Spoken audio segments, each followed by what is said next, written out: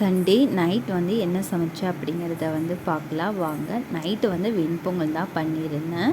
தாளிப்புக்கு தேவையானதெல்லாம் ஒரு பிளேட்டில் எடுத்து வச்சுட்டேன். அப்போ தான் வந்து தாளிக்கும் போது போட கரெக்டாக இருக்கும் அப்படின்னு சொல்லிட்டு, அதுக்கு முன்னாடியே வந்து நான் தேங்காய் சட்னிக்கு வந்து தாளிப்பு கொடுத்து எடுத்து வச்சுக்கிட்டேன்.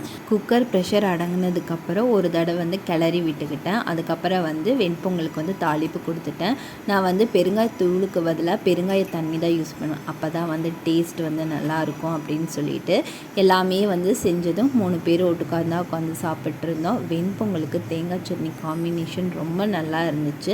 என் பையனுக்கு வந்து தனியாக ஒரு பிளேட்டில் போட்டு கொடுத்தேன். நாங்கள் சாப்பிடும் போதே அவனுக்கு தனியாக ஒரு பிளேட்டில் போட்டு கொடுத்தான். அவனாக வந்து எடுத்து சாப்பிட்றான். இப்போல்லாம் மளிகை சாமானில் ஒரு சில ஐட்டம் வந்து காலியாச்சு. அதனால் காலையிலேயே போய் ஷாப்பிங்கெல்லாம் பண்ணிட்டு வந்துட்டேன்.